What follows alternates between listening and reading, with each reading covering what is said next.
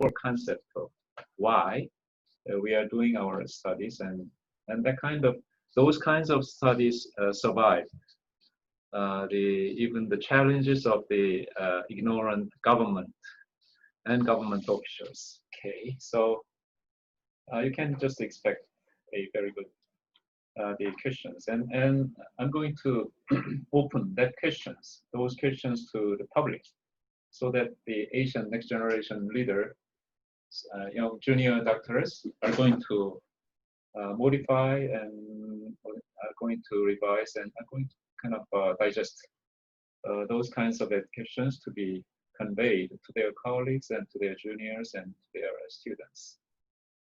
So okay, now time is up, and this is a message when you log in and use two equipments in the same room, and please turn off one of the one microphone of one equipment.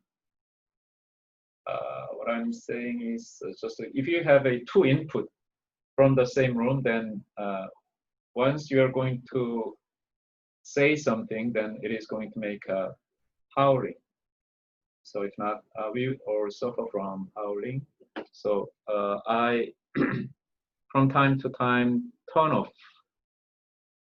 I mean the mute all, using the privilege of the host. But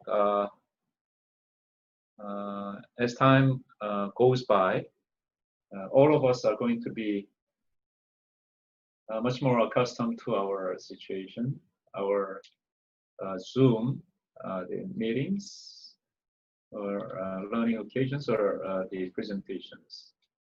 So this is also an advertisement until all the participants arrive.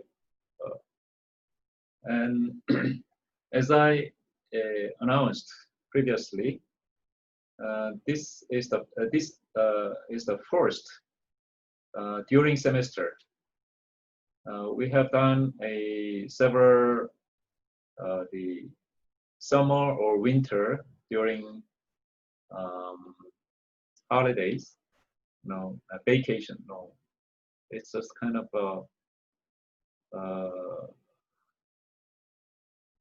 I'm not quite sure what kind of term is used for every country, and anyway, summer and winter type of workshop series or whatever, and this is a during semester, the first occasion, and Painen Koika, which is a supporting organizations, and lecture series to the benefit and help benefit and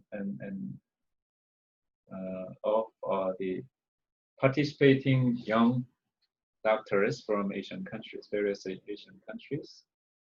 And also I have, as I just announced previously, Professor Edmund Kim is now in Korea. He's now he arrived 10 days ago. 4 days more, he's going to be in quarantine, self-quarantine, and he's negative for COVID-19.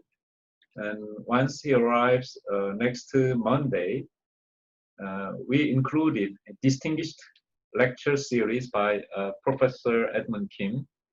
He willingly said okay, and he was so happy to give a lecture to the Asian next generation leaders.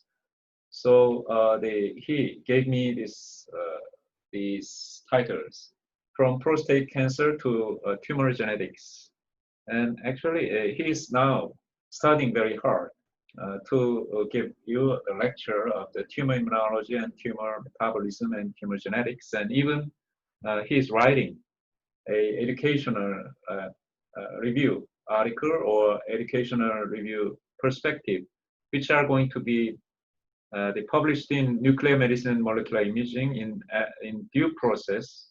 What I mean is that due process is going to be every kind of pre-review check and review, and then revision, and then if it is going to be published in nuclear medicine and molecular imaging, it is going to be open to you. And and also the last week's lecture, my lecture of the last week regarding astazolamide brain spec, which was published recently in nuclear medicine and molecular imaging, had been uploaded to this the NM portal, so you can just easily download. And I had the privilege of the distributing those articles to anyone personally. So this is a kind of a personal gift to you. Why? Because our journal, Nuclear Medicine Molecular Imaging, still has an embargo several months to 1 year. So I had not paid open access. So it is not open access, and so to meet your needs, if any, so I just uploaded my article in a good format of nuclear medicine molecular imaging, and you can just refer to that material. Okay, now we have sufficient participants to start. Okay, so next week, from next week for I mean, the 7 times of lectures are going to be given by Professor Edmund Kim from next week continuously, except for the 1 week which had a Thanksgiving, Korean Thanksgiving holiday, the last week of the September. And new Professor Seo, MS Seo, Min-seok Seo, is going to moderate those sessions so that the Professor Edmund Kim can pay entire attention to the conveying and delivering the lecture contents. So he's going to moderate the session, and he's going to ask you to ask questions, and then he's going to handle the communication between the lecturer and also the participants. Okay, so that's kind of an announcement.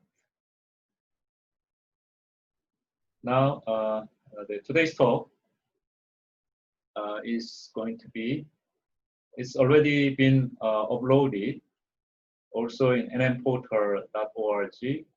So you might have my presentation materials, and it has been a little bit sorted out, and 1 or 2 the redundant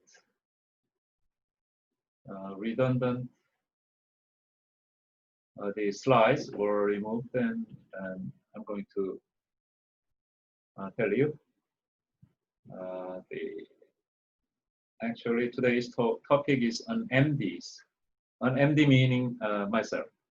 The understanding of tracer kinetic. When I started the nuclear medicine back in 1990, I was the board person of internal medicine. I have finished my fellowship as a endocrinologist for 1 year. I did my PhD, and I finished all those things, and I started my career as a nuclear medicine physician.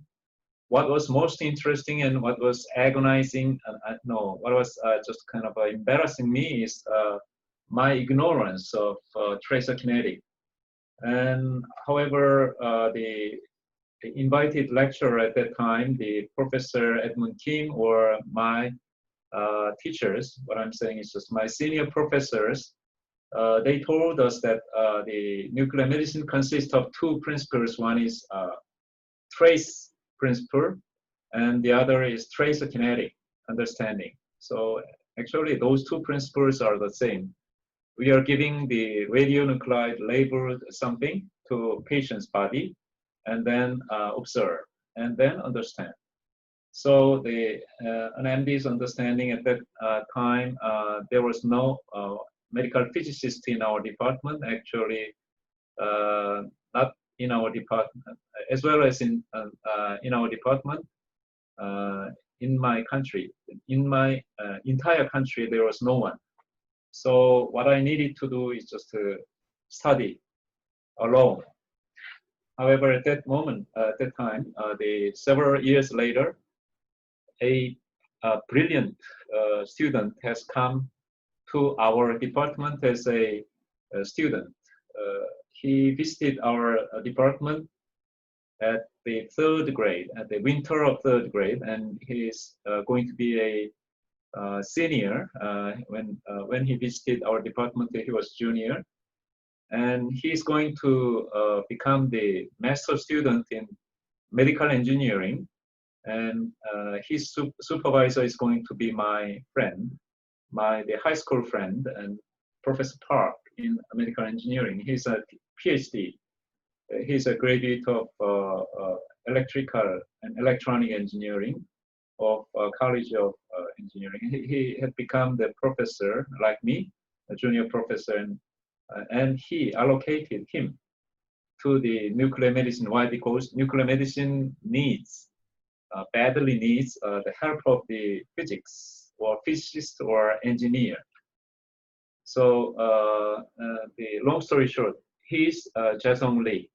Professor Soo Lee of my department now is one of the most eminent physicists in the world now. So he taught me the tracer kinetics, the equations, and the understanding of differential equations, or understanding of the computing regarding the kinetic analysis and whatever. And I taught him the physiology, how circulation is there for systemic circulation and pulmonary circulation. Every knowledge was interchanged between junior professor, assistant, recent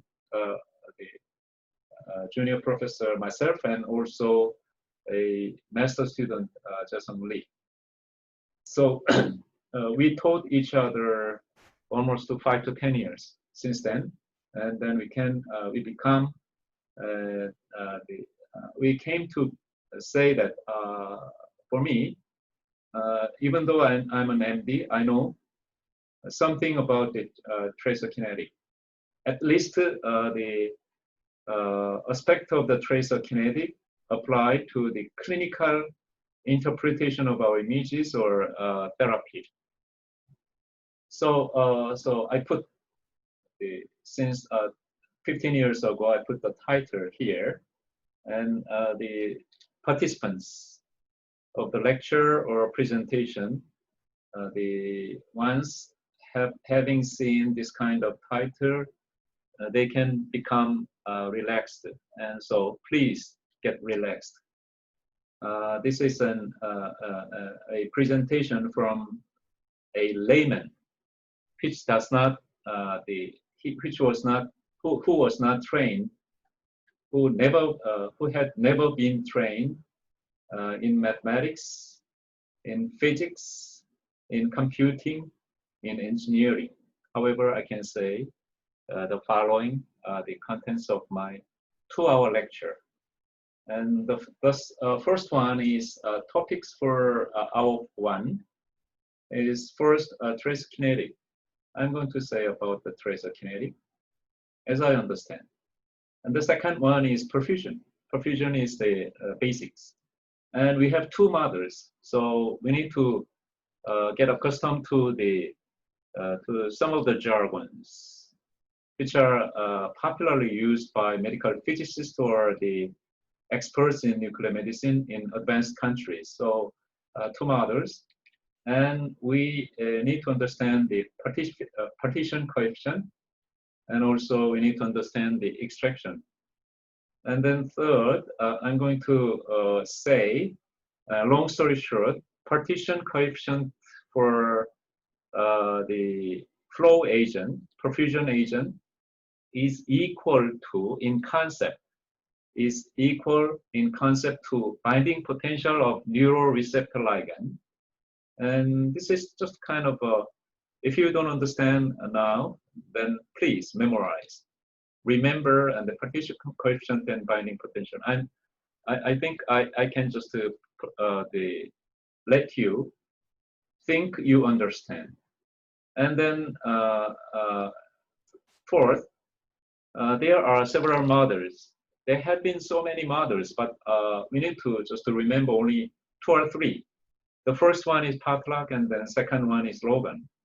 And Potluck for irreversibly binding bound agents. Agents means radionuclide labeled the ligands. And Logan plot is for reversibly binding ligands. The first one, the best example, Potluck, is the fluorodeoxyglucose. I'm going to explain, even though you know it very well.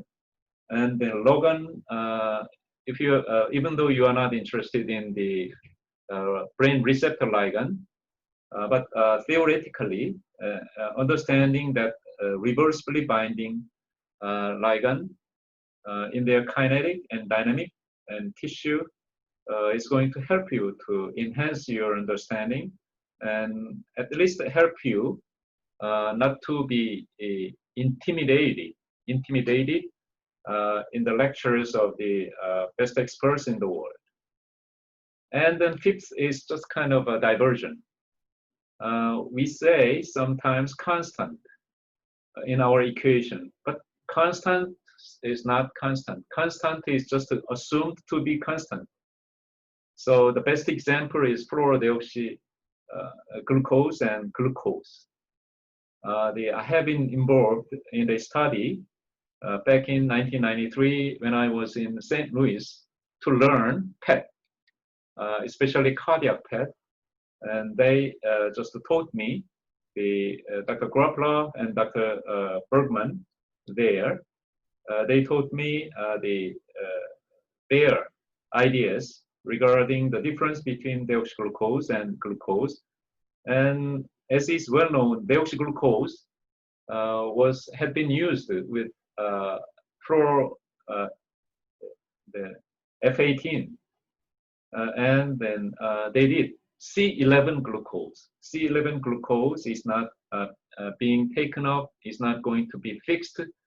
C11 glucose, if it is taken up by the myocardium, cardiac myocytes, then it is going to be liberated as a C11CO2 and H2O, as is well known for glucose catabolism. So first one, tracer kinetic. Tracer kinetics, here in one slide, you are seeing the core concept of the tracer kinetics. I have borrowed this image from a book, 1986, published in 1986. And this is about the renogram, a transit time. There is a push of IV push, intravenous push of radionuclide. Let's say it's technetium DTPA or technetium MAC3.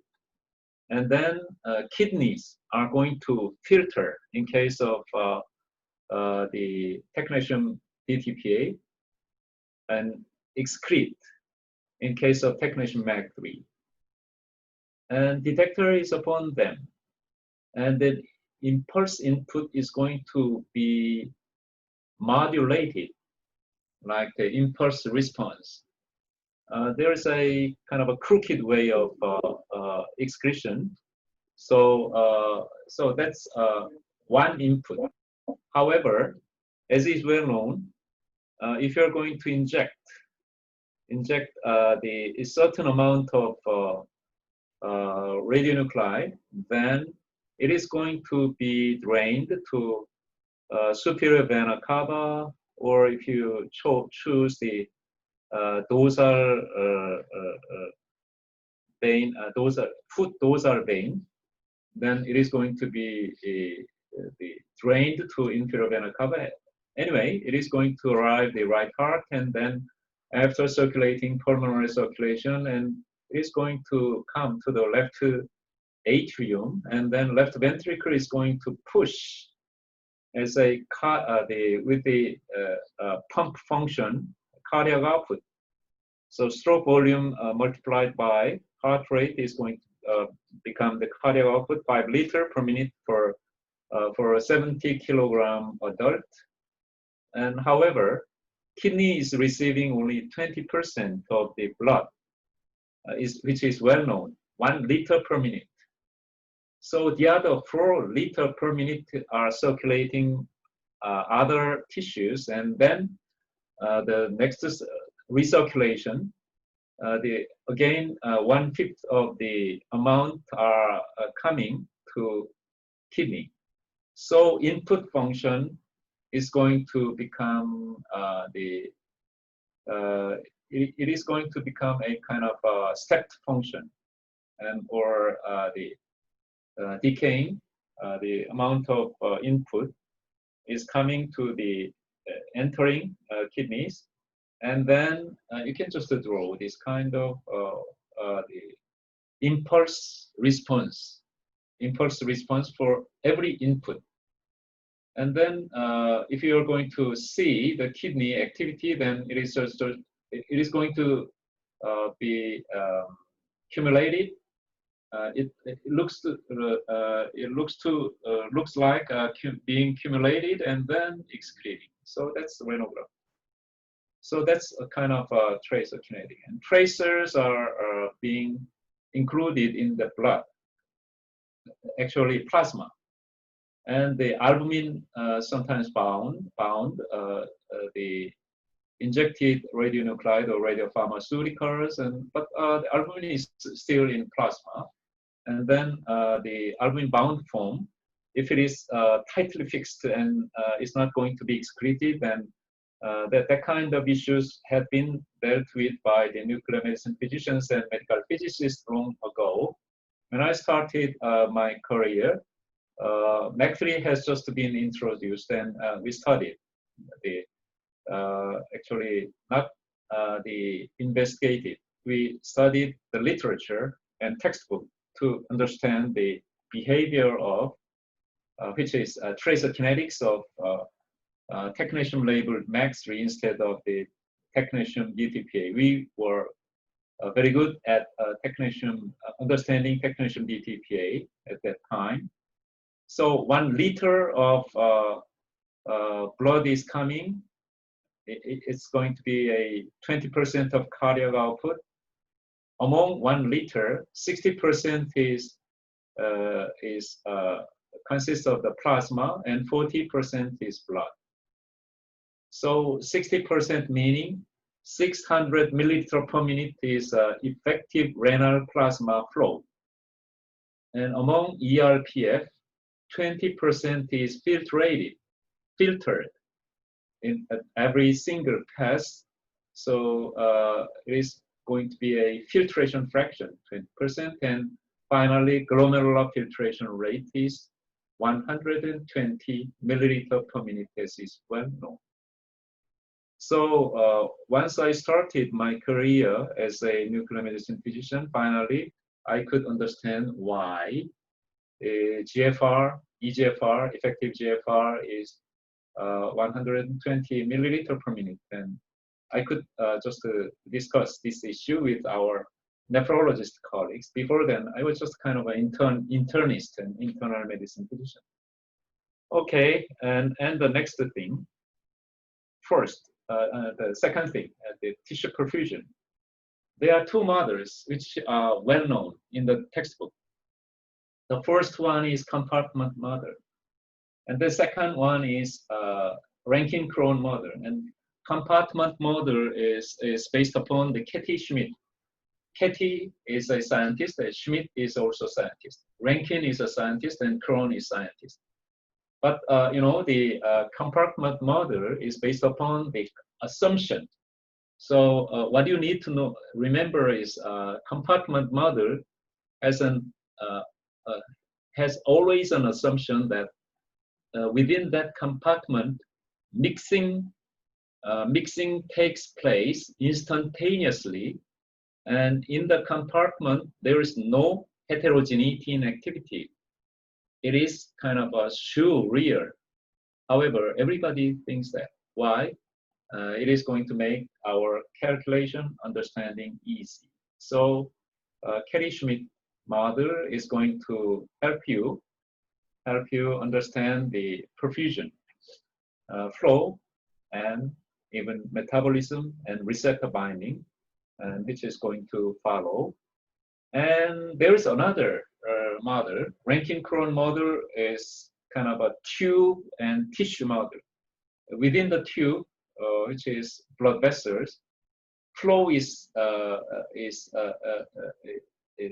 kind of entering and exiting, and then all the surfaces of the blood vessel, which consist of endothelium and others, and surface is huge, then there are more kind of clearance from the blood, flowing blood to the tissue. And another component is permeability. Even though the surface is the same, if permeability is high, meaning it might be the actually permeability of the endothelium. Another component is even though there is a kind of a blockage of the endothelial tight junction, some component, which is a radiopharmaceutical in our case, some radiopharmaceuticals do not see any barrier. If it is lipophilic, and it has a greater tendency to pass through the membrane, like HMPAO or ECD. So that's the case, and that's permeability. So Rankin-Krohn model is using permeability surface product. Okay, so here you see the compartment again. So understanding compartment based on the assumption that the compartment, once designated, it's within compartment there is no heterogeneity, and so and also the once something arrives at the entrance of the compartment, and immediately instantaneous the concentration, the instantaneous mixing to yield some constant concentration at that time. But when we are saying some of the radiopharmaceuticals has some kind of the characteristics which is called extraction fraction, we are assuming the Rankin-Krohn model. So here we know that the thallium extraction fraction is 0.8. Rubidium extraction fraction is 0.85 or 0.9. Water extraction fraction, I draw here identity line, so meaning 1.0. However, actually water extraction fraction, because water move needs time, as a constant, extraction fraction is actually 0.96. And you know, the MIBI extraction fraction is 60% or 0.6. So that's the reason why MIBI, the difference between the perfusion defect and perfusion normal myocardium of MIBI is contrast is less than thallium. It's because of the extraction fraction.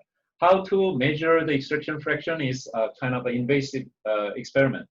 Artery cannulated and vein cannulated, you just inject radionuclide labeled radiopharmaceuticals, and then you just measure.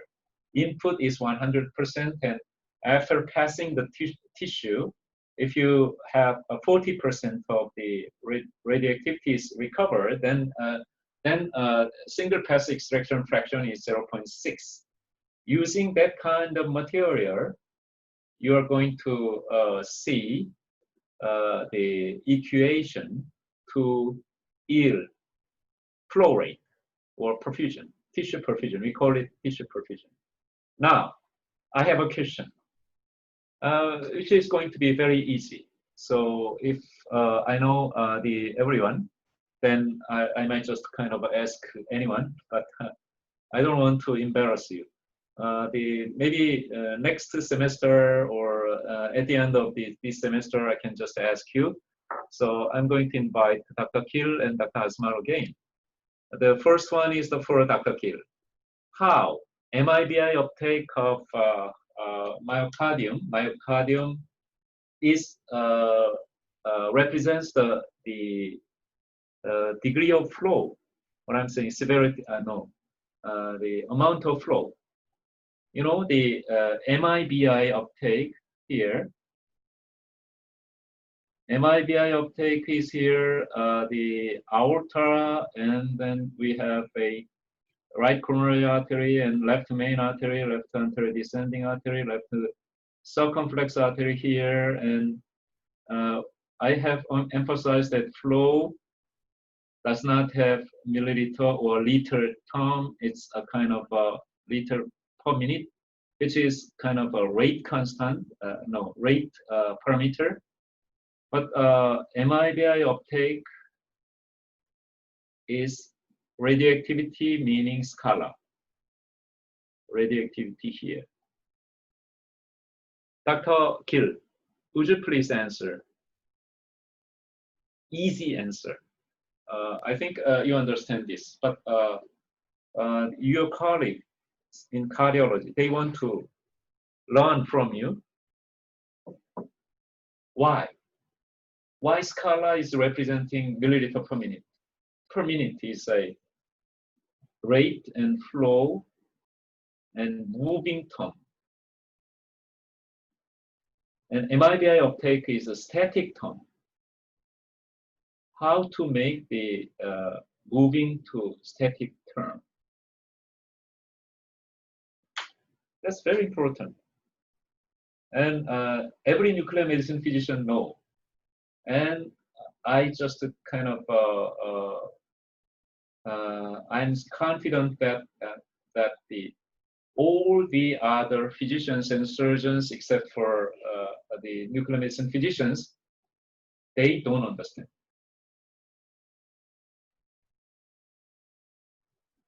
Dr. Gill, you need to unmute. Yeah, because MIBI is captured in myocardium. So would you please rephrase the capture?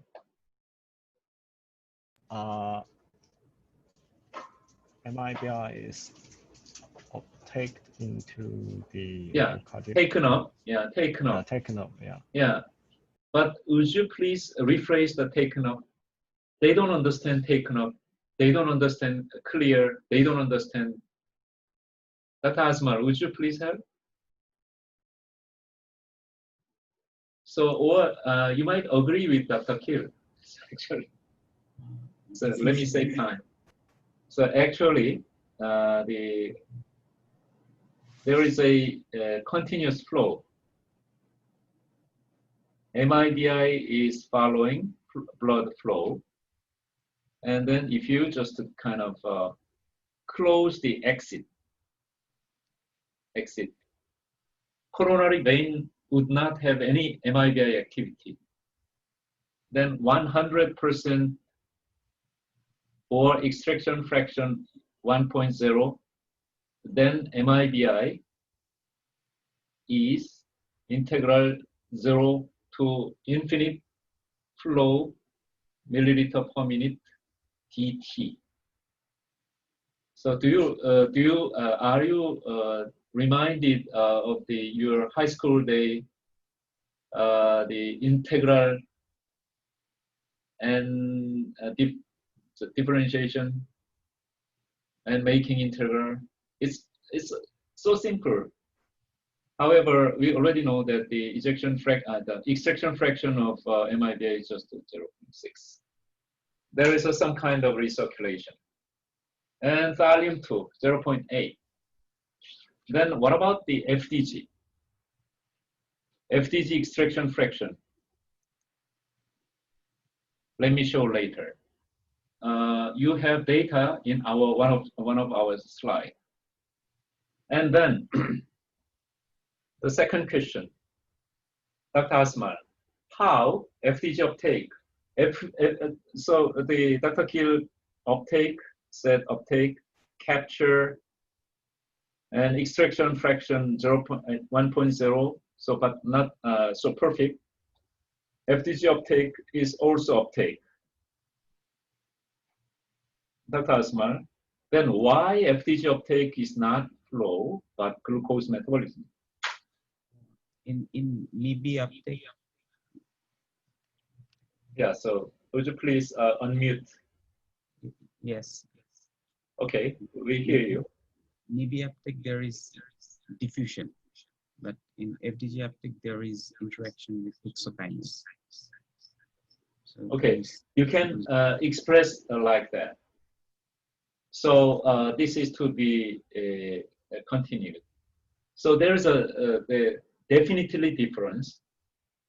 You know, the glucose metabolism cannot, the fluorodeoxyglucose cannot be delivered if flow is totally cut off. Okay, so it's flow is a prerequisite of FDG delivery to the tissue. However, FDG uptake is not flow. How? That's kind of a core of the tracer kinetic here. So the next slide has a solution. Another very old slide that I made once I started my career as a nuclear medicine physician 3 decades ago. I found the graph in a Phelps and Sorensen. You know, Michael Phelps. Michael Phelps from UCLA. He is one of the inventors of a PET. He just kind of published a book with Professor Sorensen at that time. You know, permeability surface product here, 5.0, 0.2. This is flow. The myocardial blood flow, normal here, 0.6 to 0.8 milliliter per minute per gram. After stress, we could just see like this. However, FDG is given, PS is just 0.2. Only 20% is filtered. So uptake is independent from flow. You know, so that's the kind of a situation. But as I just told you, in human, we have 5 liter and 5 liter per minute, and both kidney has 1 liter per minute, just 20%, right? The same 20%. Okay, so that's the reason why we have this kind of area. Profusion is decreased and metabolism is also decreased. That's myocardial scar. We don't say it's a scar. We say the fixed defect. No, we say it's a resting defect. Defect at rest, defect with decreased metabolism. So that's infarcted area. But here, hibernating area, even though perfusion is decreased, we give 40 to 60 minutes after injection. And here, recirculation delivered FDG to the tissue, and tissue is taking up, as you just, Dr. Asmal, you told me, taking up FDG according to the GLUT activity, convoluted hexokinase activity. If GLUT is not there, FDG is not taken up. However, this is muscle. Muscle has a profuse amount of glucose transporter and also hexokinase. Interestingly, deoxyglucose is using the same glucose transporter. And interestingly, deoxyglucose is taking the enzymatic activity of hexokinase, not glucokinase. Hexokinase is making fluorodeoxyglucose 6-phosphate, and then 6-phosphate deoxyglucose, not fluoro. Deoxyglucose 6-phosphate does not like to the glucose 6-phosphate phosphorylase. That enzyme does not like the deoxyglucose 6-phosphate. So that's the kind of selectivity of that enzyme is making the kind of accumulation of FDG. So that's the reason why we call it irreversible binding. Okay, those irreversible binding is usually the imaged used for modeling using Gede-Patlack plot, Patlack model. And then the next, Dr. Gill again. Technetium HMP uptake is flow. Technetium HMP uptake is this amount of radioactivity. And small the lumen, that stenosis, because of the tight stenosis, is going to decrease the flow. And interestingly, here amount of the technetium HMP uptake, we say it's it represents flow. Dr. Gill, why? Because HMPAO is taken up into brain cell by diffusion, not just not by any of metabolic mechanism or specific transporter. Yeah. And then is it okay? But after learning tracer kinetic, technetium HMPO is taken up by the brain cells. Brain cells, actually it's not neurons, it's not astrocytes, it's every cell. Technetium HMPO is so lipophilic. So taken up with the extraction fraction, perfect extraction fraction, or no backflow, but we know there is a backflow. FDG uptake is like this. There is a backflow or like a blockage. Blockages is usually done by microsphere. Actually, during the first lecture, I just emphasized this. But you have missed. Why? Because you understand everything implicitly because you are very good nuclear medicine physicians, promising ones. So, however, your colleagues do not understand. Please spoon feed them with the idea.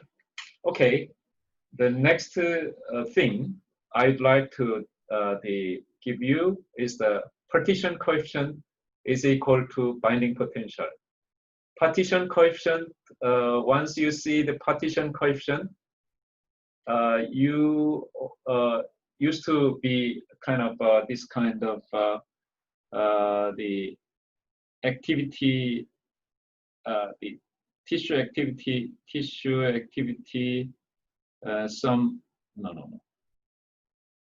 activity, no.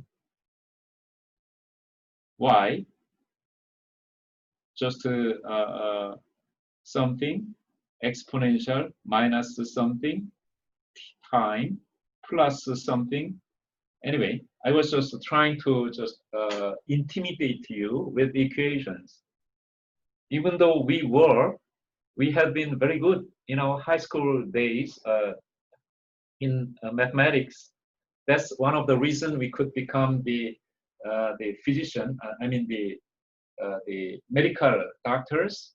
But we lost all our aptitude in mathematics during our the medical school days. Why? Because they just forced us to memorize everything regarding the patients and regarding diseases and regarding the therapies and diagnostic tests. So, so everyone, I feel the same way.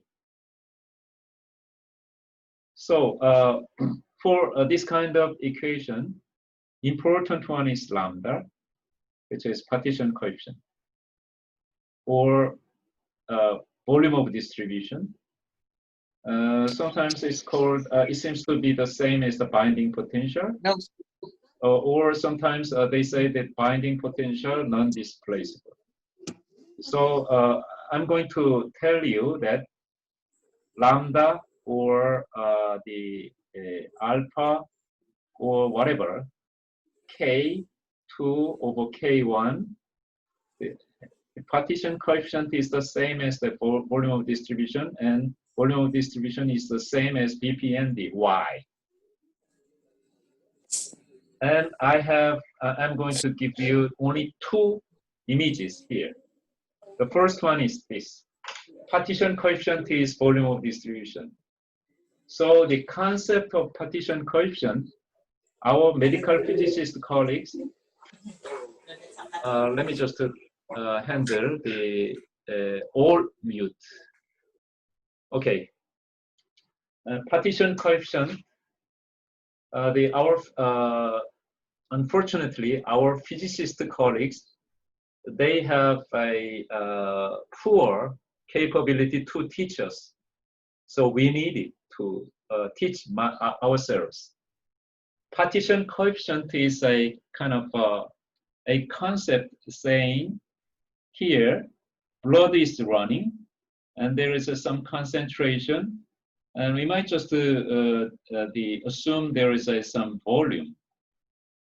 And then the tissue, because of this barrier here, this barrier, there is a K, even though K1 constant and backflow K2 constants are there, there is a problem of the barrier, so the concentration should be lower.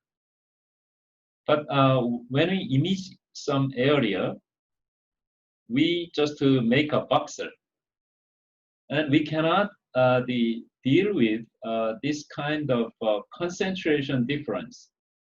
Concentrations are different between areas and the areas. So the people has developed to shrink the volume here, and they called it volume of distribution. The concentration here and concentration here is going to be artificially the same. We are looking at the decrease, not the decrease of concentration, but the decrease of volume. So that's the partition coefficient, and also the volume of distribution, whatever you like. So why? Because in stationary state is different from equilibrium, but during stationary state, so there is a kind of a no flow, a seemingly no flow, no flux actually. Actually, flux is different from flow. Flux is quantity per minute. Flow, also quantity, but quantity of fluid, liquid or blood, per minute. So it's here, flux is mole or nanomole, micromole, whatever per minute, gram per minute. Here, the flow is the milliliter per minute. Now you understand. This is kind of a developed concept which is widely used. So it's okay. At first, don't try to just kind of understand. At first, you make yourselves familiar with this idea. Once you understand this, Dr. Iida from the Japanese National Cardiovascular Center, who was once the supervisor of the student Soo Lee, Dr. Iida is one of the eminent the physicists Japan has given birth. So he even make images of partition coefficients changing after CO2 inhalation or hyperventilation using various methods. Generalized linear least square or just some kind of generalized weighted least square CACs, I don't remember. And they are just kind of changing their model and to find out. Then finally, I just assume that you memorized this concept, and I'm going to tell you what binding potential. Binding potential is using the same scenario. The first one is I have already given you.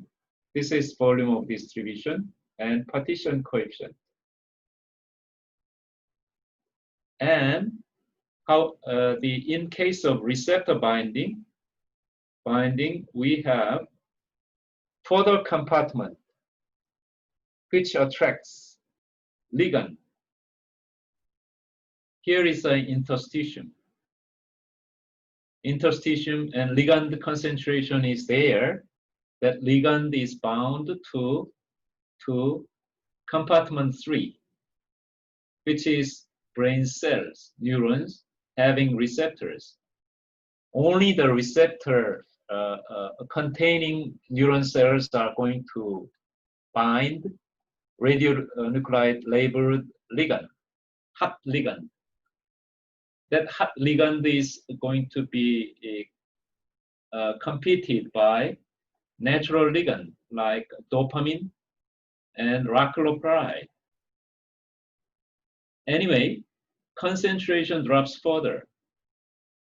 And that concentration is going to be influenced by natural ligand dopamine instead of radio-labeled radionuclide, raclopride or methylspeperon.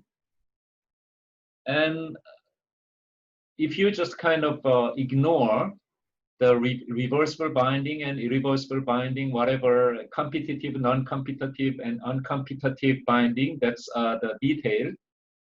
You can just say that this is once it is going to decrease, the kind of you can make the concentration the same as the previous compartment here, then you are going to experience shrinkage of the volume. So that's volume of distribution, and again the volume of distribution. So previously we said just kind of which one is the kind of denominator, numerator, denominator. Denominator can be here, can be here, and whatever. So VD and VD star, VD1, 2, 3, and whatever confusing term.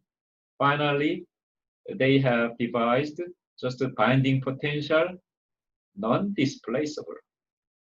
So everyone is using BPND now. So let me just say with it. BPND, binding potential, non-displaceable. What is this? So actually, if you are going to inject something to the body, then after circulation, blood circulation, they are taken up the interstitium here. If some area like striatum has a dopamine cells having receptors, and then it is going to be bound there. If it is going to be irreversible, then it is tightly bound. Or if it is not going to be irreversible, meaning reversible, then you're going to see if the endogenous dopamine is high, raclopride binding is low. Endogenous dopamine is low, then raclopride binding is high. So that kind of issues. However, both area, no, that's a striatum.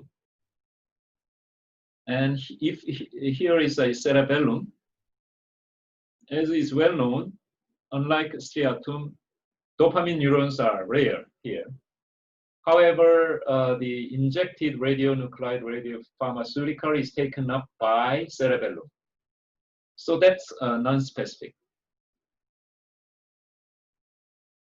So if you just kind of measure this amount and then measure this amount and subtract, then you are seeing specific binding. So you call that, you understand the binding potential, now you understand non-displacement. Now, whose turn? Dr. Asmar. We know that the binding potential is related with KD and Bmax. KD and Bmax is usually calculated from in vitro experiment, radioreceptor assay, or we draw Sketchard plot. That's biochemistry. During biochemistry lecture, we learned. And that Sketchard plot is producing KD, dissociation constant, and Bmax, binding maximum, and then binding potential. So my question is not asking you what is KD or what is Bmax and what is binding potential, which is going to be explained by myself soon, 5 minutes later. And I'm going to, Dr. Asmar, ask you, what is the unit of KD? Understanding unit is the key here. If you don't understand the unit, then you don't understand the KD or Bmax or binding potential. Usually constants have no unit. KD, what? Please say again. Usually a constant has no unit. Ah, KD has no unit. Okay, Bmax.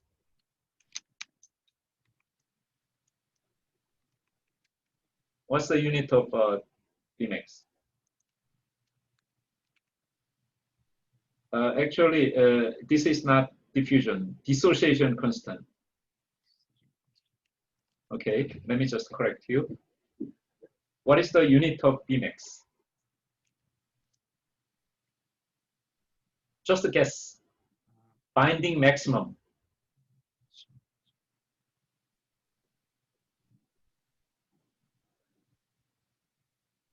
Is it going to be a gram? Mole. More? Yeah, so let's use more. Then binding potential is known to be a ratio between KD and Bmax. Then what's the unit of binding potential?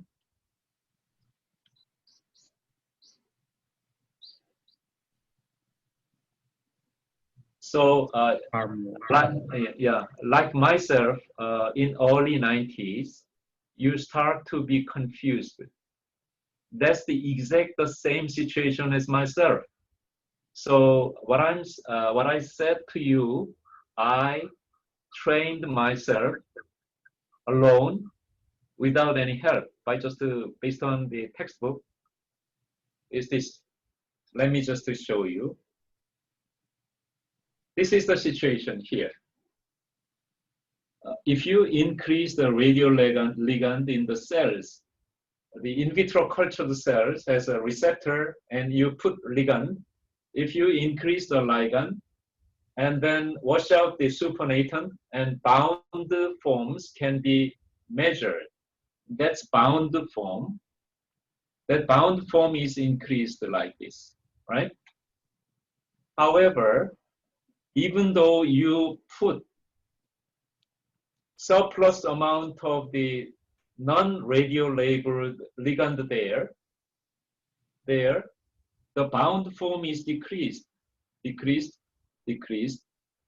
However, there is a kind of the cells are going to become many. So let me just kind of turn off, mute everyone. There is a howling. So the cells has a non-specific binding. So total binding minus non-specific binding is going to give a specific binding. Using this one, we do draw sketch hard plot. So I'm not going to tell you about the details of the sketch hard plot. For the kind of the equation expression of this one is KD. KD is ligand receptor divided by ligand receptor bound form. We have radio-labeled ligand, So we can just get the ratio between those two. However, actually not radio-labeled here. This stoichiometry was developed for more. Sorry, here we are going to have a more here, ligand more, receptor more, bound one more. So it's interestingly, KD has a unit of nanomole. Even though it's a dissociation constant does not always mean, constant does not always mean unitless. That has a unit. And Bmax is receptor plus ligand receptor. It's more. So binding potential is Bmax over KD. So more over more is unitless. So the same as partition coefficient. You know, as I just to tell you here, partition coefficient is VD, is exactly VD over some VRY. Milliliter cancel. So that's unitless. Partition coefficient is actually VD over VRY and is binding potential or binding potential ND. So binding potential is exactly the same as partition coefficient. And receptor ligand, the medical physicists are using their own term. FDG medical physicists, they have used their own term. Blood flow physicists, they have used their own term, and they confused us. So, so today I corrected that confusion. And finally, before just taking a break, I'm going to rush to give you this one. There is several models, many models, but we need to just remember here. This is just another form of original Gede-Patlak paper, 1970 something, and they have drawn this kind of. They have solved the differential equation, plasma activity here, using this kind of multi-compartment model, and then they have multiple time uptake data. So the Gede-Patlak plot is giving you this kind of one, and then finally straight, and then linearized. Linearized equation has made easier. If you have only 2 points, then you can just make a plot, and then calculate FDG to glucose metabolism. That happened in 1950s and 60s, and we have inherited those kinds of knowledge. If we don't understand, no physicians and surgeons understand. So we have the responsibility to understand our ancestors' job. Let's get a Patlock plot, and the Americans are using Patlock plot, Europeans are using Gedde plot. So it is fair to use the Gedde Patlock plot. And another application is American lady scientist Logan. Here, Jean Logan. Here, Jean. Jean is the woman's name. Jean Logan has used tissue concentration, and then make the similar linearized plot, giving us the binding potential, and also importantly KD, also importantly Bmax, that kind of information. All are convertible. So details are up to you. And Japanese colleagues here, they are using iodoamphetamine for cerebral blood flow imaging, and they used here integral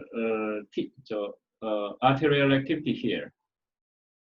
Here, divided by integral arterial activity is going to make the curve inverse. Actually, the line inverse. Linearize, and then kind of this is a for us it's tremendously difficult, but for physicists it's an elementary differential equation. So they don't bother to teach us. Why? Because we are not going to. We hesitate. We resist to understand. But nothing is so difficult.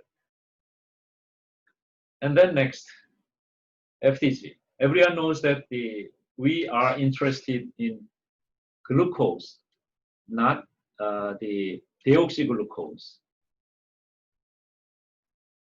You know that the glucose is here, which is not, then that's deoxyglucose. But you know that this OH is very important. One side up, it is mannose. One side down, it's galactose. One side, so one oxygen out, deoxy. Then it might not work as a glucose. However, fortunately, deoxyglucose, even with F18, at first they did not they did not mean to use the F18 label, and they were, as I just heard from Dr. Ido.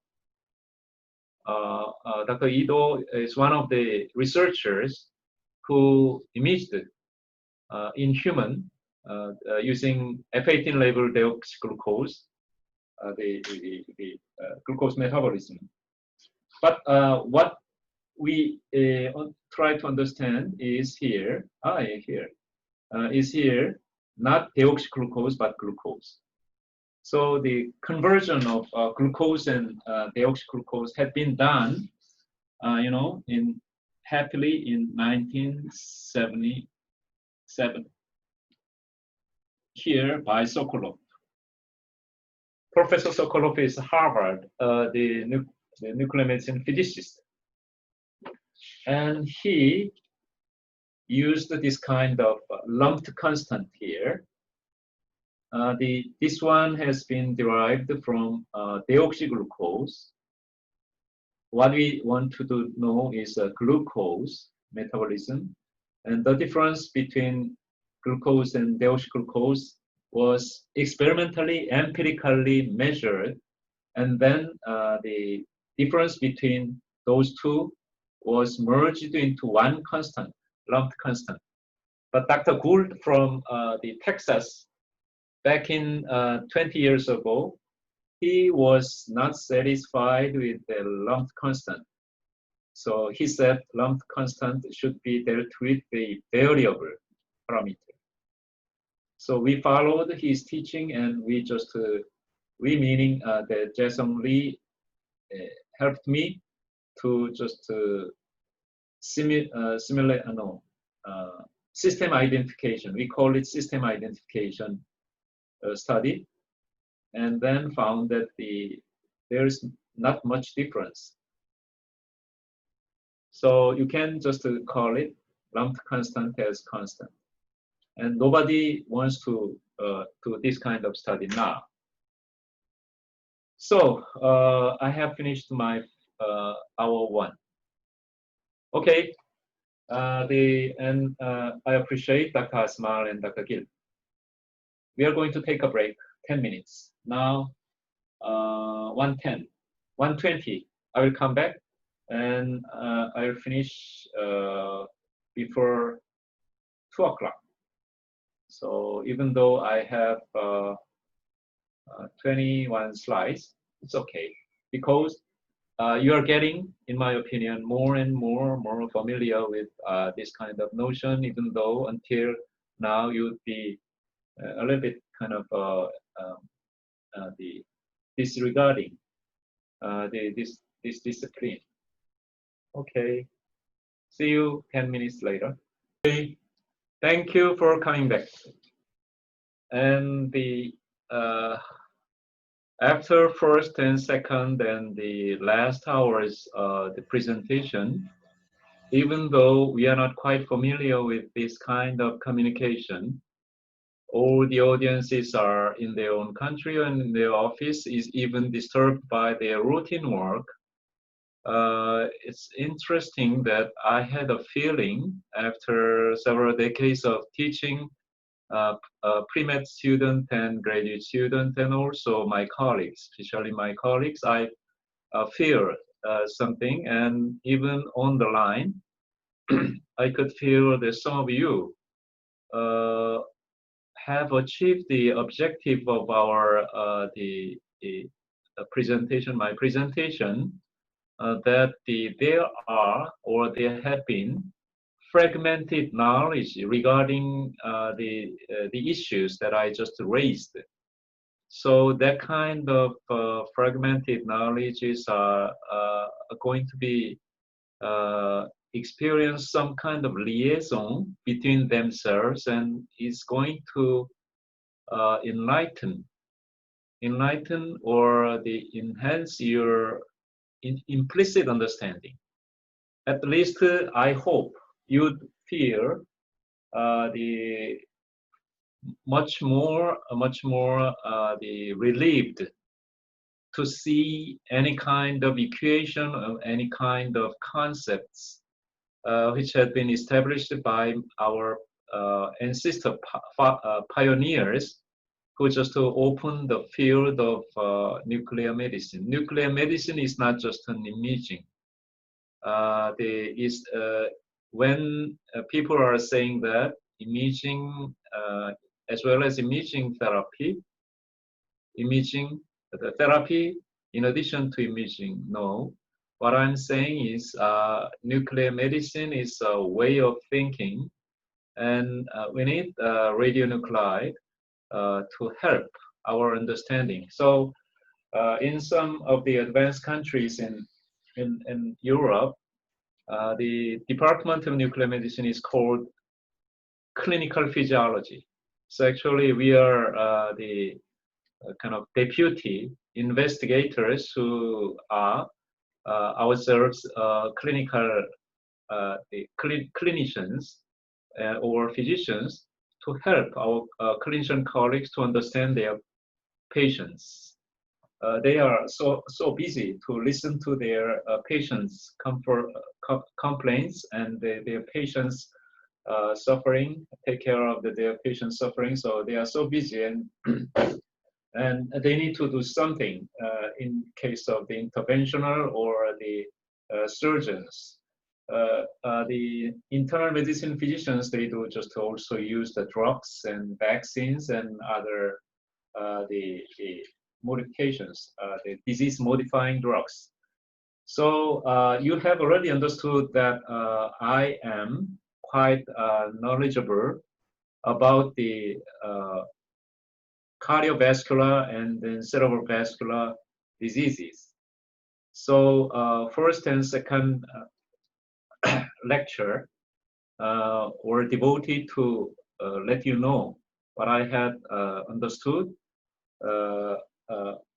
But now, after giving you the introductory presentation, now I just assume that sooner or later, or even already, you have become quite comfortable with the physics stuffs and radiopharmaceuticals and the tracer principle, trace principle, and the trace and tracer principle, and even tracer kinetics. So the last hour of my 3 lecture series, which precedes the distinguished lecture series by Edmund Kim next week.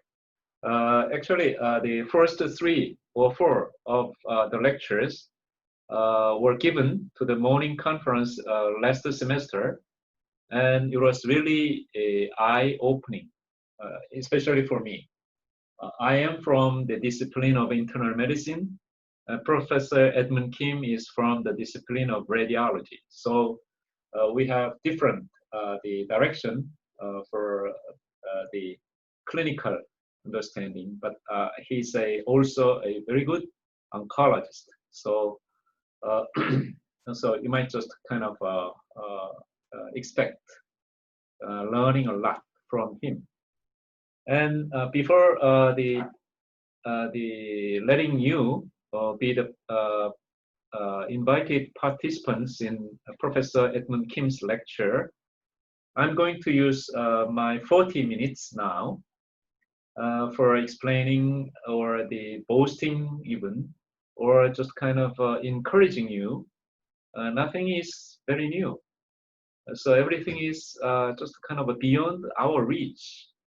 So everything seemed to be far away from my understanding, but within the last several decades, I found that it is not the case.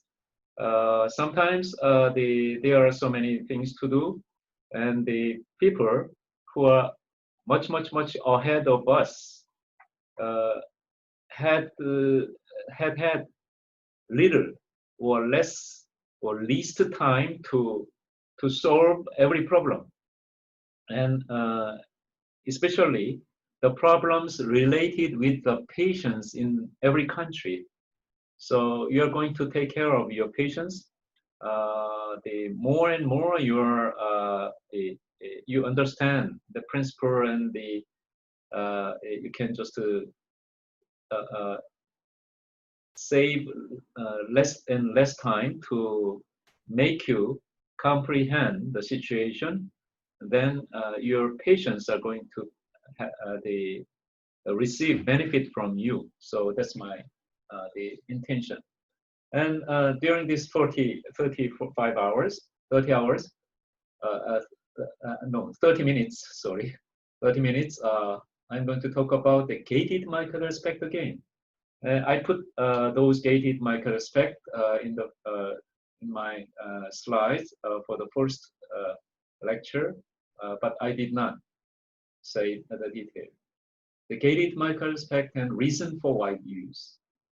And FDG was interestingly used for some other reason, to label cells like technetium HMPAO for cell tracing in vivo, and circulation physics for CVFR. That physics or tracer kinetic is also applied to the cardiology, and how to make the best images, and filter, correction, and modeling. And examples are, there is a mistyping, examples of use at the clinic, then and now. So I can just stop any minute. So I'm going to finish this at 2 o'clock. So please, use your chatting you can just open the chatting and you can write down.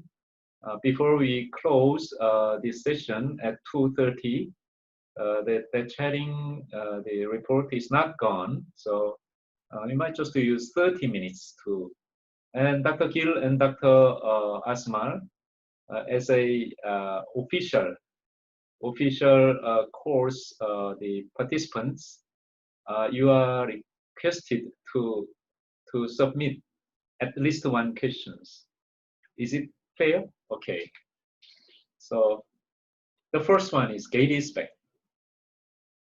Back in 20 years ago, when gated spec was introduced to the clinic, it was a not Philips, GE, and Siemens machine. It was a small company affiliated with the small company called ADA, and they have given the feasibility of using gated microspect, which is now they got routine one. And I was interested in the reproducibility of measurement here, you know, and you are seeing the mislabeling. I'm just kind of keeping this here.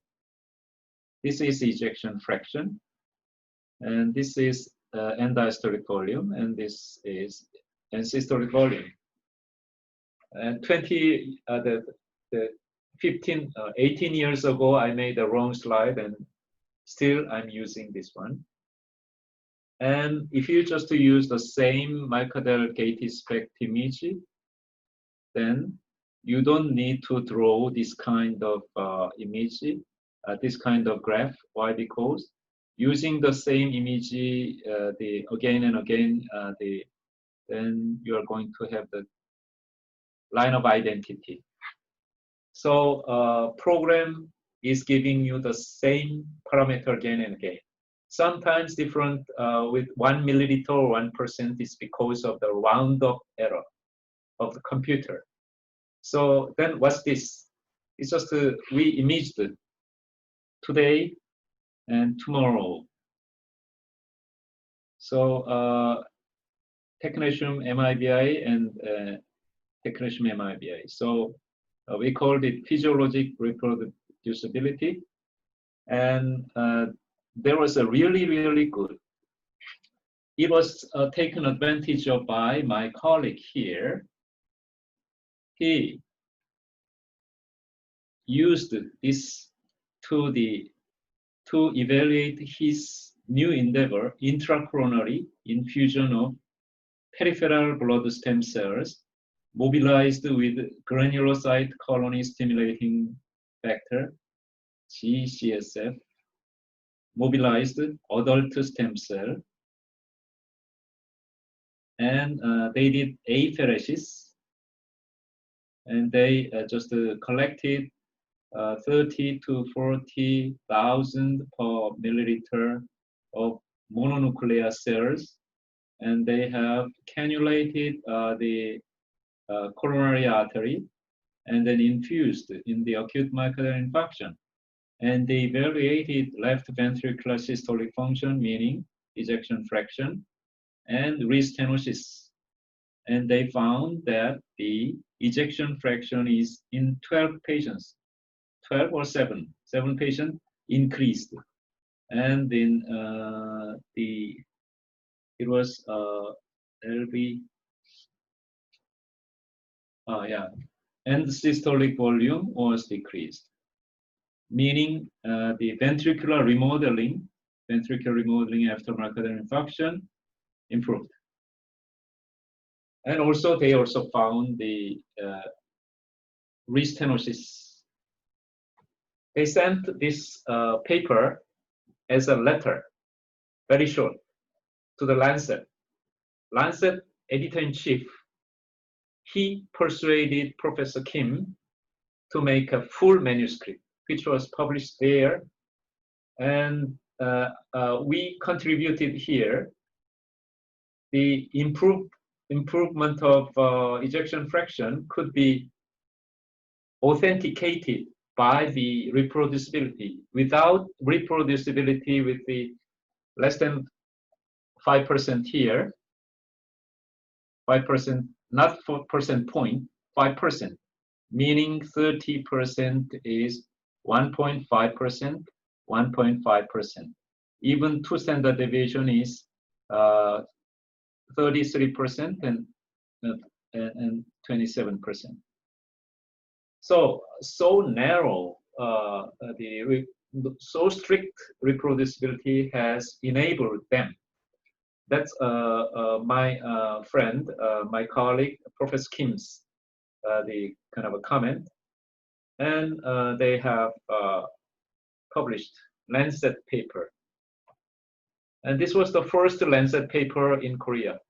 It was just 2004, 16 years ago. You know, Korea was invisible in the international community of medicine, surgery, and nuclear medicine as well, and radiology. But radiology has been risen to the top very early, and we followed, and finally medicine, and finally surgery. Now they are publishing a lot of paper in JAMA, Lancet, and New England Journal, and no one counts. You know, here, you know, in my Google Scholar, I have this paper, 2004, 1,249 times the cited. And this is it. Gate spec. At first, there was no margin here. Margin. For the first 3 years, we did not have any margin. So we are just kind of looking at the myocardium disappearing and then appearing, the dimming and brightening, and to find out the thickening. This is thickening. Thickening is different from thickness. Thickening is just end diastole is 1 centimeter, and systole 1.6 centimeter, and 60% is thickened. That was story. And if thickening is normal, the perfusion seemingly decrease is not decrease. It's an artifact due to attenuation. We all know that. Gate effect is a really beautiful one. Okay, and we did the PET study here. While just infusing intracoronary infusion, while preparation of apheresis of adult is a self, the peripheral blood derived mononuclear cell, we draw 5 milliliter and labeled FDG. How could we make it? So make the cells fast, not rapid. Fast means fast in fasting state. So in the media, sterile media, mostly citrate, dextrose solution, and we just kind of removed the dextrose, and cells were buoyant here, and they become hungry, and when they were given FDG, and they eagerly taken up the FDG and centrifuge and the removing supernatant, and it was mixed to the intracoronary infusion. And intracoronary infused one, only 2% were remaining, and 0.5% were remaining. So there was the first quantification. This was not our idea. When I attended ACC meet, American College of Cardiology meeting, some German group did the same. So we repeated, but we had the luck to have a very good cardiologist colleagues. So we could just publish this in JNM 2006, and then another physics story. Recently, we have done coronary blood flow coronary blood flow, we don't use this one. Why? Because CBF is confused with the cerebral blood flow. So we use the MBF. Using MBF at rest and stress, we can just calculate coronary flow reserve.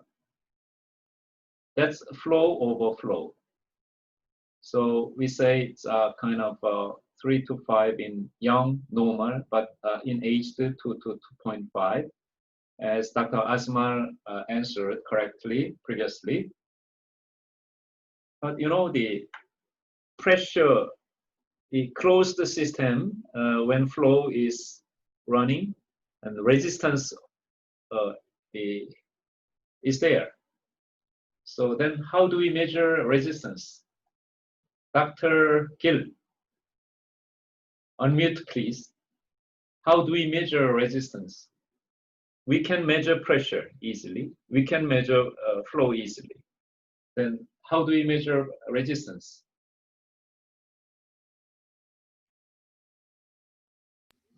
I think we cannot measure resistance. Just assumed from the formula. Yeah. So I am amazed that the Professor Jung Myung-ho and Professor Bum Hee-seung had taught you in a really super. So you know that my junior student, 3rd grade students, they try to, according to my question, they try to develop for the first time in history how to measure resistance, and they failed. And I gave them the unit of resistance. Resistance unit is millimeter Hg per milliliter per minute. Why? We know that pressure is flow multiplied by resistance, and that's the concept. And we can measure pressure and we can measure flow. So pressure over flow is resistance. So unit is like that. So it's kind of a calculated term. So which one is measured and which one is calculated? No students know. So we can just become a kind of proud and confident and can be considered as God, knowing everything. No, we know something that students do not know. So during catheterization, they can measure pressure. They can measure pressure. If it is not totally blocked, before stenosis and after stenosis, and they just defined, they meaning the cardiologist, interventional cardiologist, fractional flow reserve.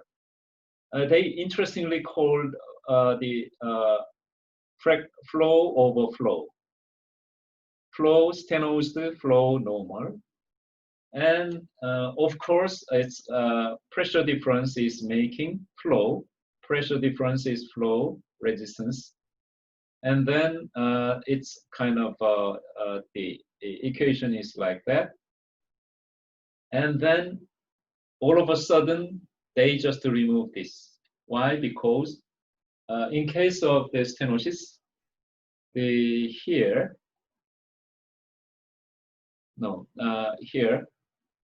stenosed artery resistance and the normal artery resistance is not different. They would say the same. So they just, it's kind of a pressure over pressure. And they put here. And it's actually pressure, delta pressure ratio. But they, so if I am a little bit kind of strict or self just kind of a surveilling, then I would say that fractional pressure ratio. But if somebody said somebody has that fractional pressure ratio and nobody would care. But they have just to use this one. And for this fractional flow reserve is going to mean something, so R should be the same. That is an assumption, but usually they are like that. So after developing that FFR, they were so confident and they were proud. We don't need anymore need to depend upon the PET or MRI to measure the myocardial blood flow at rest and stress. They can just do the stenosis artery FFR is going to make the kind of a surrogate marker by just assuming the resistance is the same. Yes, it's correct. You know, in this case, the myocardial fractional the flow reserve, they just put pressure measurement, FFR, and RFR or the PET. This is a kind of a gold standard. And as is well known, the catheterization lab is everywhere. PET lab is rare. So this is a meaningful, in that sense, a meaningful study. Okay, we are interested in the best image to find out a defect here and stress and rest difference. But we can use the thallium for rest study and stress for the technetium for stress study. And thallium has a 80 keV, technetium has a 141 keV. Then the Fourier half maximum is different, and thallium image is a little bit blurry. So if you are going to compare these, and we need to just let our technologists to help us to make the best image. Then we need to just sit down with our technologists to optimize our filter. At first, that's low end. Ramp filter is like that, and so the high frequency is exaggerated, and so interestingly, the salt and pepper. So we do just to kind of make it. So there are several Hamming, Parson, Butterworth, and also Wiener filter, and another I forgot. That's a data-driven filter. Okay, so that's the action of filter, and filter has a cutoff frequency, and how it's order. Order higher than its kind of cutoff is abrupt. Okay, and there is another kind of ambush, because for SPECT we have still a Fourier half maximum, 12 millimeter, but end diastole, the myocardial thickness is 10 millimeter at best. So if you are going to recover all those activity of this one here, we need to have a twice the Fourier half maximum to recover 100%. Theoretically. So heart is experiencing every time the partial volume effect. But what about the ventricle? Also partial volume effect, but you know, that kind of issue, this activity is going to be partial volume, but spillover is going to cover. So here 100%. Here 60% or something. That's a spillover and partial volume effect, which was included in the model here. Partial volume effect and spillover effect. And I did this for entire year during my visiting, they called me research associate. At that time, 1993, I was already assistant professor in my university. However, I was labored in St. Louis, Washington University as a visiting research associate. Yeah, so I invested the entire year to learn brain and heart and PET and others, and also the clinical decision making and whatever. So profuse environment, so luxurious environment in Washington University. And Washington University is well known for the kind of the birthplace of the PET. Pogosyan and Phelps made the PET in 1976. 1976, I was a first year pre-med resident. No, pre-med student. Okay. So after the almost 2 decades after I visited there, I met Pogosyan. I did not meet the Michael Phelps. Michael Phelps was already UCLA, and I learned from them the how to include spillover and the partial volume effect to measure exactly the myocardial blood flow, and that was the image. CT has given us the attenuation, and carbon monoxide is labeling the RBC, and also RBC is within the vessel, so that's blood pool image.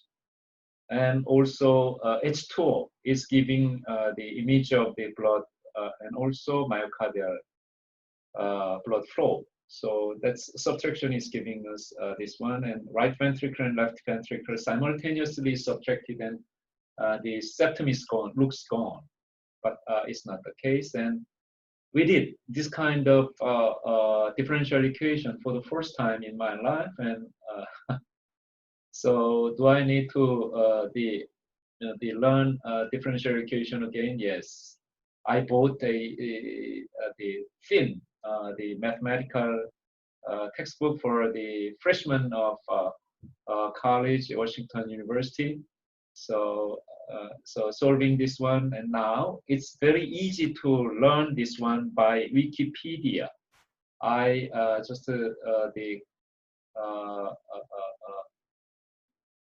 borrowed these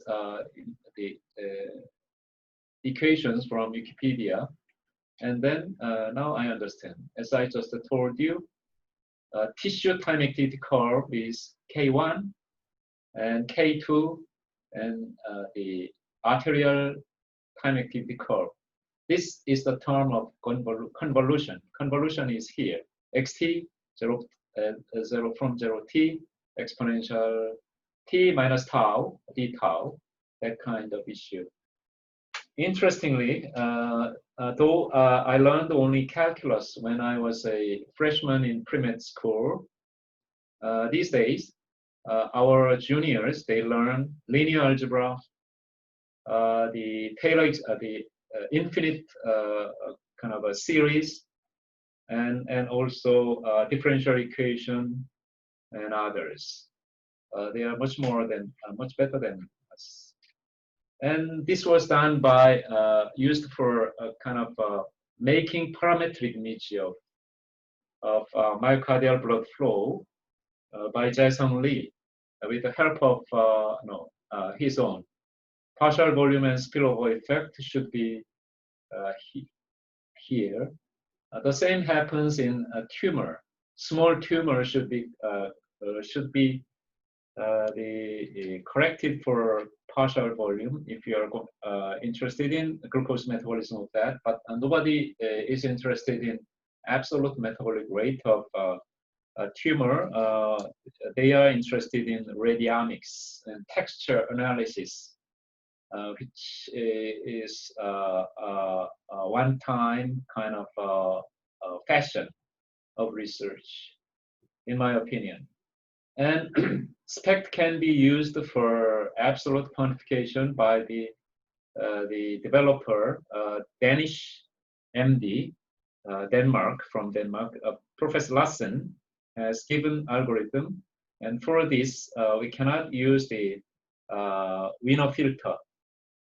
We need to use the Butterworth filter. Why? Because data-driven filter is going to distort, and they do not preserve. So we need to understand that kind of issue too.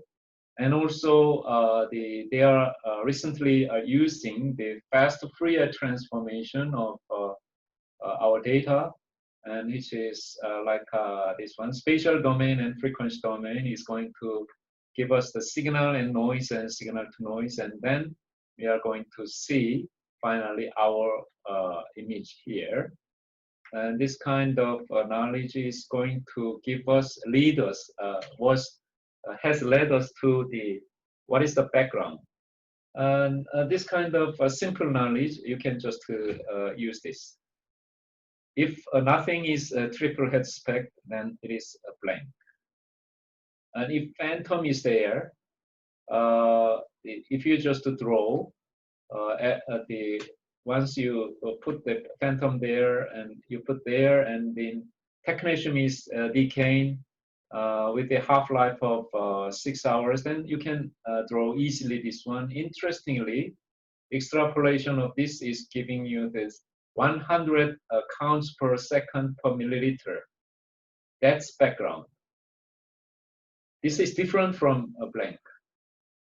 And then, if you are going to use the brain phantom, we know that the white matter is 0.2 to 0.3 milliliter per minute per gram. Gray matter is 0.7. Gray to white ratio theoretically should be 900 to 300 if you just collect 0.9 and 0.3. It should be 3, but in reality, if you measure the gray to white ratio, is just kind of less than 2. So background 100 is given, then 1000 over 400. That's serious. For quantification, this kind of thing, law and physics should be included, should be understood. And so that's the reason why, as I told you, a Japanese colleague's paper, which is ahead of us, they promised that we can just increase the time of imaging just to 1.3 times. We did. We could not get the best results. So we ourselves calculated.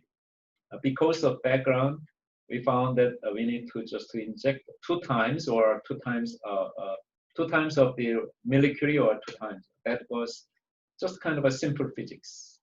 And it was published in 1997 in Korean journal, in Korean language. So nobody cares, but we are making a very good image these days. And we need to just kind of, every kind of compartmental knowledge has derived from these 2 pioneers, Kitai and Schmidt. And they have used nitrous oxide for quantitation of cerebral blood flow in man, theory and procedure, and it has developed what? Compartmental idea. That compartment is an assumption, which might not be correct. And then final 2 slides are going to give you this one, Ki. Ki for FDG is K1 multiplied by K3 divided by K2 plus K3. K1 is here, K1, and K1. No, this is not K1, this is flow. K1 is this one, and this is K2. And K3 is here. As I told you, phosphorylase does not like deoxyglucose, nothing. So K1 multiplied. Once something is here, there is two ways. One is here, that one, K2 plus K3. K2 is Ki. So everyone is saying that Ki. And I'd like to emphasize that K1 is usually in upper script, upper character, and then this is different. Milliliter per minute, unit is different. And why? Because here,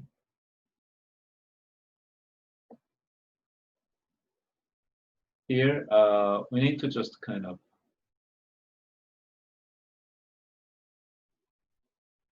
I'd like to emphasize that once you are going to make a kind of myocardium image, you are dealing with a voxel, and voxel has volume. You're going to put some parameter here, and then parameter image is going to give you 0.6 to 0.8 milliliter per minute per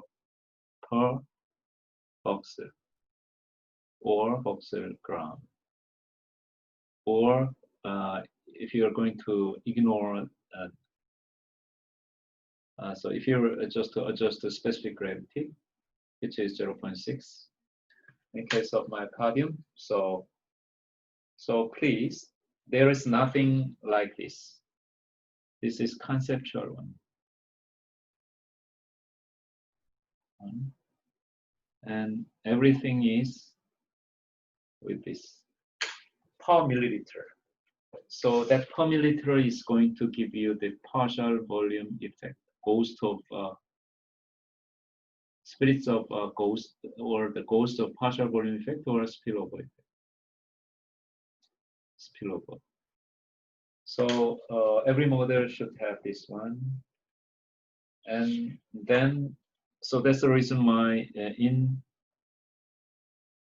brain, in the lung, this large sized one and this small one, if SUV activity is 2.3, we think this is significant, and here this is 2.0, then this might be a benign. So according to the Richard Carson, who had been NIH, now in Yale, Richard Carson, just to kind of summarize his understanding.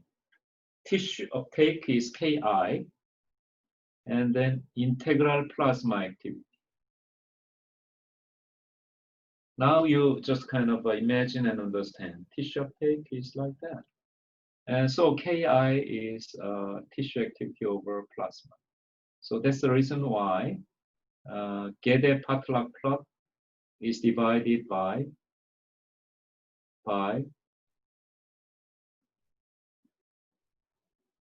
concentration of artery at time t. So then we could just make this kind of. However, this take time, so we need to just ignore this one or this one. Okay, so I think I have consumed my designated time by myself, and now I have time for answering questions. If you don't have any questions, so I'll be satisfied, because I had a surreal feeling that some of you have understood what I said. Okay, so that's a joke, and I'd like to invite any questions. Even though I'm a nuclear medicine physician, not physicist, I can answer. Even if I don't understand, I don't know, I can just ask Dr. Jae-Sung Lee, Professor Jae-Sung Lee, and then later, at the end of this semester, our last, the second to the last one, or last one is radio nanomedicine. Please don't care please just ignore nanomedicine. What I'm trying to emphasize is radio, and also why the radionuclide labeled nanoparticles are going to be one of our breakthrough or not, or and the why should we just pay our attention to theranostics.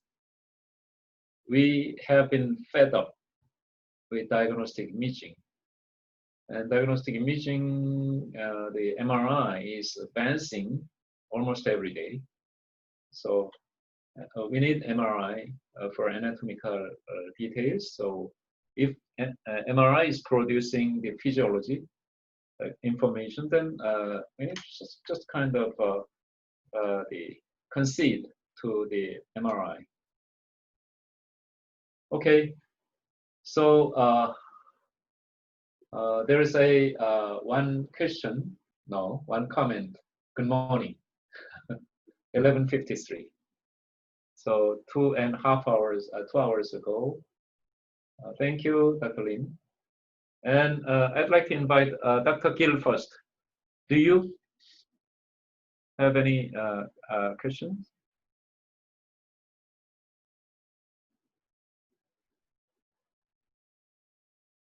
You know, yeah, you understand everything. So next time you are going to just present this lecture. Good. By just disguising, pretending to be a professor. Dr. Asman, is it clear? So, is there any kind of issues to be raised for kind of on behalf of the residents and next generation leaders? I'm not quite sure who are residents and who are fellows and who are already faculty.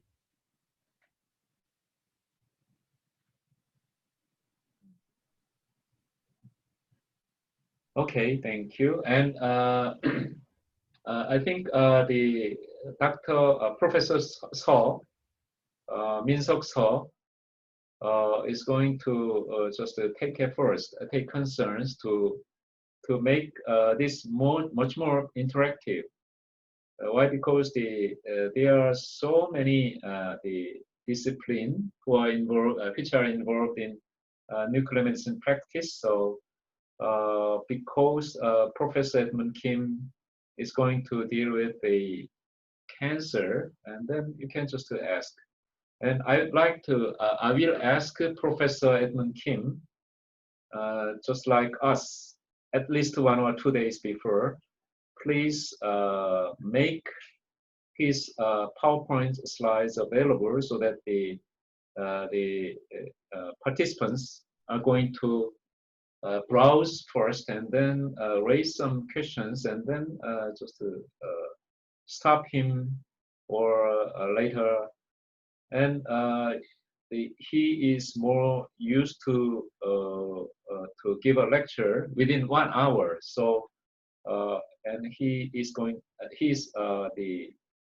using perfect English. And I don't think the English is a problem. Why? Because everyone here, their mother tongue is not English. So I feel relieved. I'm a little bit nervous in front of the English-speaking people to give you a presentation. But and even sometime I have recently, I have a feedback from a colleague who had become familiar with me, accustomed to much more acquainted with me. He told me, last time I was using broken English and now you are using. So I just complained to him that last time I was talking about the mathematics, applied for nuclear medicine or brain mapping. So now I'm using the English for just kind of the dinner or the everything, the routine. So actually, our English is academic one. So please use any kind of the language, the translated immediately to to English, and so that science and medicine can just kind of become our liaison or the communication bridges. Okay, I'm going to stop here. See you at the end of semester, and Professor Edmund Kim, and see you. You are going to see Professor Seo, very young professor like you. Okay.